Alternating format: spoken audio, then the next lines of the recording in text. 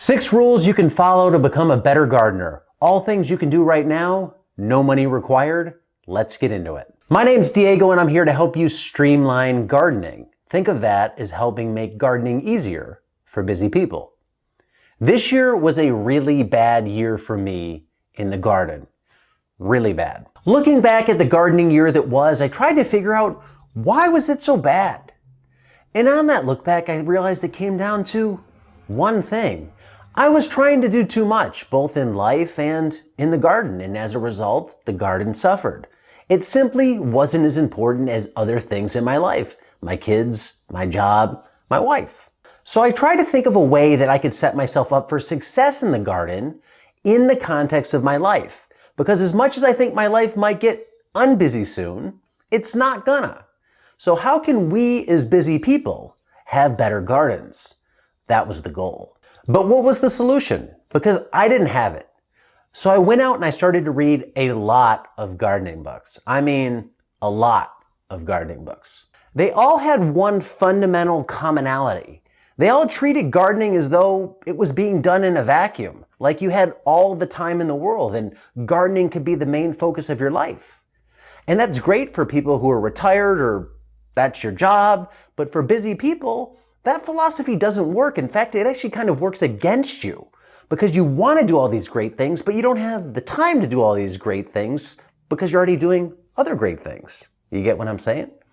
So gardening kind of falls apart for busy people, and that's why people start out gung-ho and you end up with overgrown, abandoned weed patches. And that was the light bulb moment when I realized what I was doing wrong.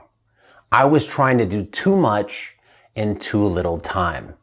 And I realized that if I wanted to succeed in the garden, I had to do a George Costanza and go opposite of everything that I was currently doing. If they were recommending to plant more in a smaller space, I needed to plant less. If they were suggesting to grow year-round, I needed to back off at the times of year when I was busiest. I needed to combat that complexity with something that was simple. So I created some principles to garden by. 6 of them, in fact, to rein myself in and make gardening more manageable for busy people like me. If you do these 6 things, I guarantee it will make gardening possible and more enjoyable.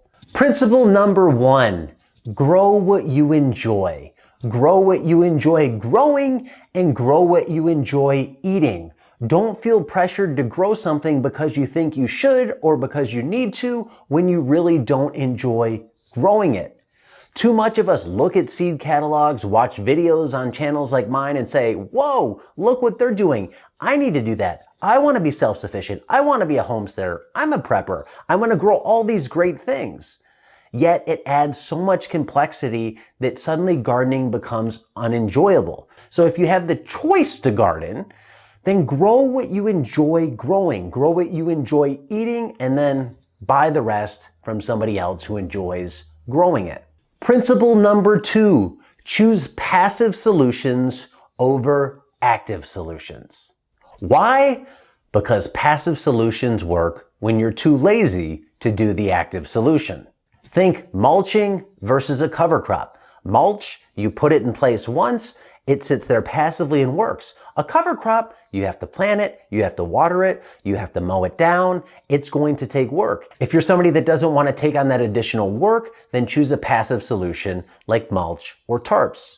Other examples are automated watering versus hand watering, lights on timers versus manually turning on switches, weed fabric versus doing the weeding yourself. Think about setting up a system that you can put in place once so it always works from that point forward and doesn't require constant attention. Choose passive over active solutions. Principle number 3, start with simple, low-tech solutions and then increase complexity as your skill set grows.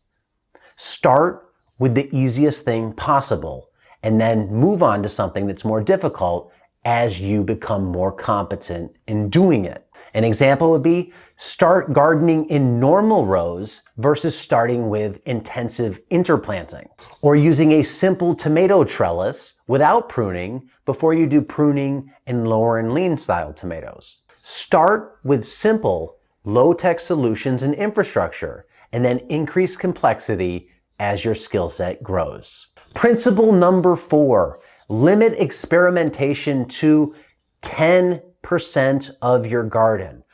Only 10%. Hey, channels like mine encourage you to do a whole bunch of experimentation and crazy stuff. Well, I'm telling you now to kind of forget a lot of that, or at least compartmentalize it to just 10% of your garden and really 10% of your time. You want to be focusing 90% of your time on the 90% of your garden that's simple and that you can manage effectively and efficiently.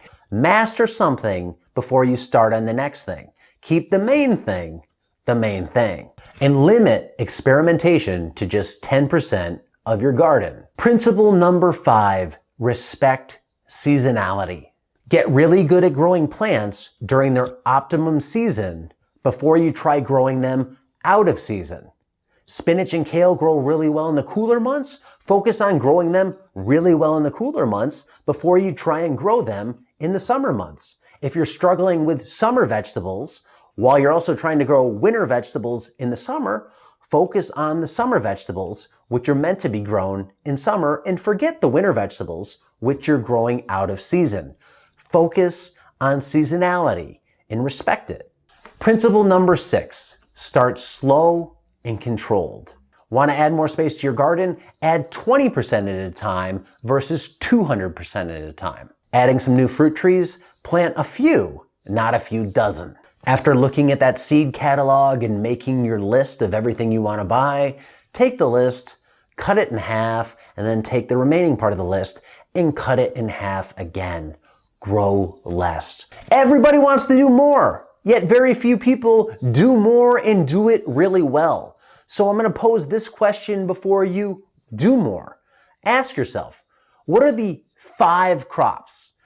5 crops you have completely mastered, meaning you can plant them and they grow perfectly all of the time. Obviously nature's in play there, but you get what I'm saying. Like there's no challenges for you to grow those 5 crops. If you can name those 5 crops, great. Then start adding a crop at a time. If you can't even name 5 crops that you've completely mastered, then stop adding new crops and focus on those 5 until you've mastered them. Start slow and controlled. There you have it, 6 base principles for making gardening easier for busy people. This is one of those things, you can write it on a post-it and pop it right on your monitor and look at it every day. Maybe put it on your shed when you go out to garden every time, or your garden gate. Hey, I'm gonna walk in the garden. Let me look at these principles to remind me of what I should be doing. It's very easy to be tempted to do more. The question is, can you do more well? And is there a real reason to do more besides I just kind of want to do more? It would be fun. And what is doing more going to come at the expense of? Because it's that old adage, every time you say yes to something, you say no to something else.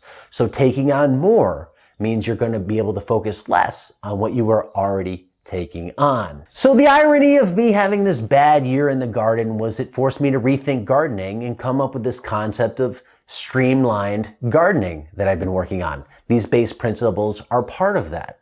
I hope they help you. Let me know what you think in the comments below. I'd love to get your thoughts on these base principles. I'll be talking a lot more about other parts of streamlined gardening that I've really tried to think about and I'm starting to put in place on my property. And hopefully, streamlined gardening can make it easier for busy people to garden better and bad gardeners like I was this year. Hey, I'm Diego and I'm a bad gardener. Become better gardeners. Because at the end of the day, gardening should be fun, it should be stressful, and it shouldn't be something that you look out at and think, oh, it's a chore, or oh, what a mess, that's depressing. So hopefully this makes it a lot easier for you. Thanks for listening. More ahead. Until next time, be nice, be thankful, and do the work.